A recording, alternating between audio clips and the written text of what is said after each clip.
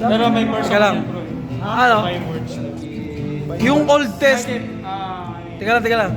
Yung Old Testament rabbis sa mga Hudyo, by works salvation. O bakit?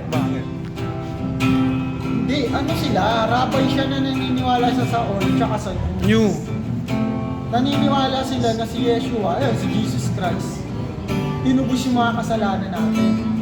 Prophesied na dun sa link na yun, diba? Sa Bereshit. Tama yun. In the beginning, In the beginning. Kaso by works, no? Kaso, By works. bumagsak sila sa salvation ng eternal redemption. Diba sa Hebrew 9:12, diba? Tinitiyak yung walang hanggang katubusan. Diba? Eternal redemption. Sa kanila kasi, hindi nila tinatanggap yun. Na yung katubusan, tinapos na talaga ni Jesus Christ. Sapat na yun. Diba sa atin, tapos na eh. Naniniwala tayo eh. Tama nga yun eh. Wala na Yung pwede kanila kasi magdagdag ganito. Paano yung nasa last? Ha? Yan mo lang muna siya. Kailangan ng works. Kasi, nakakatok. Ano? Ayan lang, si Satanas. Wala lang. Hindi, tuloy mo. Ano yan? Si Emma Industria pa Ba't rin. kailangan ng words? Kasi may verse di ba dun sa Romans na sinabi ng Paul na yung salita ng Diyos, yung kapangyarihan para sa kaligtasan. Tapos yung parang paliwanag niya doon, nasa Genesis din, nung pagbagsak ni Adan at saka ni Eva sa sin, di ba sabi ni Satan, di kayo mamamatay. Pero namatay sila spiritually. Pero yung physical nila, hindi naman talaga namatay, di ba? Buhay pa rin sila. Tapos ang sabi niya kasi doon, hindi porket yun, naintindihan mo yung gospel, tapos na. Hindi, kaya kailangan mo may Christian life para maligtas ka talaga. Kailangan may gawin ka pa rin. Di ba, by works? Hindi siya natapos doon na, di ba sinabi Jesus Christ, it is finished, sabi nila, finish na ba talaga? Hindi pa finish. Kasi kung finish pa, bakit pa tayo nagkakasala? Yun yung parang argument nila. Hindi nila naiintindihan yung yung sinful nature. Kasi hindi nila tinatanggap yung eternal redemption. Yung sanctification, yung interpretation nila ng sanctification, iba. Kaya doon sila bumagsak sa by works yung salvation nila. So kung ganun, hindi pala sapat. No? Faith plus works ang... Kung ganun yung Sa tingin interpretation. lang kasi hindi nila sapat. Hindi pa talaga Kasi totally pag nagkasala natapos. ka, parang gusto mo pang tingin. Tsaka kailangan bawian mo si God doon. Pero ibig sabihin nun, hindi sapat yung ginawa ni Jesus Christ sa cross. Ayun yung magiging ending. Tama na sana eh. Yung decodings nila, tama yun eh. Pero doon sila bumagsak sa kaligtasan. Diba? Doon sa Genesis chapter 1 pa lang, nandun na si Jesus Christ. Ibig sabihin, nandun na yung redemption. May nakaready na plan. Yun yung tinatawag ng foreknowledge of God. Hindi yung pinili lang kung sino yung maliligtas. Di ba? Kasi ang unfair naman ni God kung pinili niya lang. Di ba? May pinapasaringan, no? Bakit yun? Sabi nga sa James, huwag magtatangi. Tapos si God nagtangi siya. Funny. Rubber ships. Sa James, Book of James. Book of James na Favoritism. favoritism sa James. Huwag ka magtatangi. Tapos sigat magtatangi. Ganun yun. Kaya nga sa Ephesians chapter 2, di ba?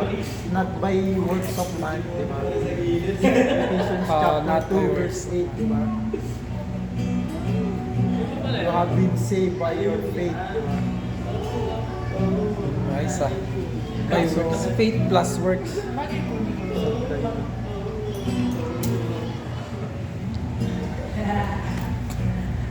Nice. O, ikaw naman. Tapat mo sa kanya. Tawa, sabi mo doon. Sabi mo sa Paul, hindi lang. Saint Paul. Hindi ako masabi. Wala ko na. Nahiya eh. Nahiya bigla. Masasabi mo lang, praise the Lord. Lang, no? Pag si Bango Boy na born again, tawag ng hallelujah. Nasa kanta na. Paano? Ano tawag sa ganung line sa flip top, bro? Hindi pwede ulitin yung gano'n. Ayag, hindi na kunan. Pero ano lang, boses lang. Forbidden bars yun eh. Parody ba yun? Parody or memes? Forbidden bars, no? Memes bar. Yun. Pero ang lalim din yung kanta niya na yun eh. Yung rap na ano doon. Subliminal, no? Subliminal. Yun eh. Biblical din yung message niya eh. Kwento kami nila, Subliminal ano? political. Napunta natin ko na Russian about sa, di ba yung pagkamatay ni Jesus Christ. Oh. Para saan yung pagkamatay niya? Napanood sa? Napunta natin kila Russell Camp. Mm. Yung, di ba yung pagkamatay ni Jesus Christ, para saan ito?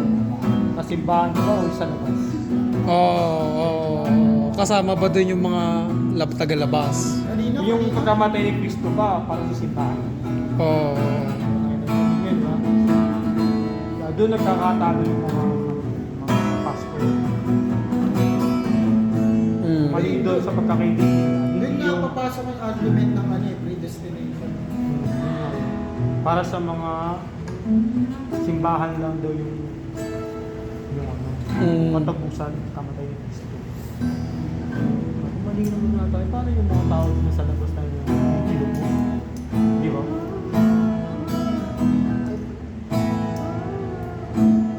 Hindi nga, ordained na nga kasi kung sino yun. Ordained na nga doon. Before the foundation of the world.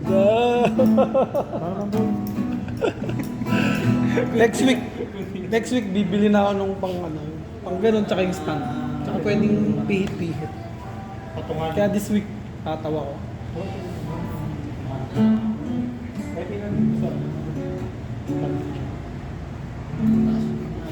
I-post mo yun sa Facebook para maging challenging. Ang daming magko-comment yan, no? Uy, ano yun May hikaw pa yun Pumapantas-pantas dun Kung may post sa Facebook naman, baka mag-direct. May pumapantas-pantas na Ayon po ba kayo? Malalaman namin yan kung gaano karami ang stores na sinisend nyo. Wala tayo scammer eh, no? May pumapantas-pantas dun na di hikaw Alam niyo yung hikaw sa Hebrew. Yun. Pagiging alipin na. Yun, alipin ni. Jesus Christ. Yun.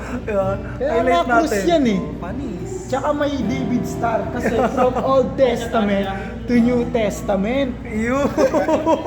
Ginastify. Ang galing. Pero yun yung meaning nun. Pati yung sing-sing.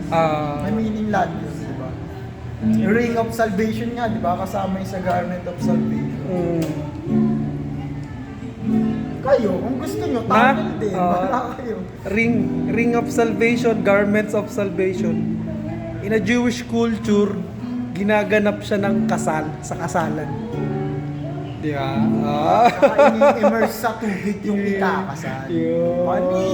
Yung Jewish bride, tsaka groom, involve yung dress. Ano yung parang... Yung clothing, rings, yan. Tapos yung water immerse. Yan ang mga involved sa Jewish wedding. Tapos sa isang dimension din, titignan din natin, iba mga tupa yung mga tinubos, yan, mga born again Christian, tupa. Pag pinanood mo kasi yung documentary ng tupa, nilulubog sila sa tubig para malinis.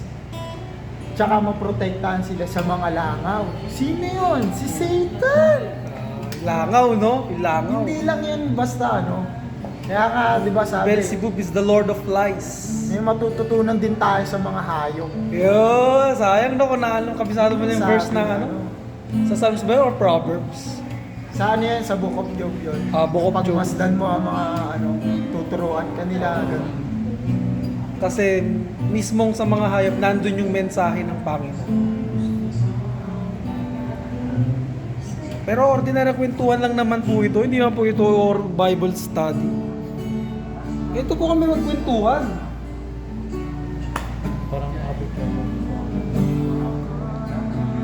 Yan. Kwentuhan. Tuhan. May kakaibang awitin. Love song, love song. Love song. May background na love song. Gara. Yung love song yun, love song. Mula pa lang ngayon no? Bilog.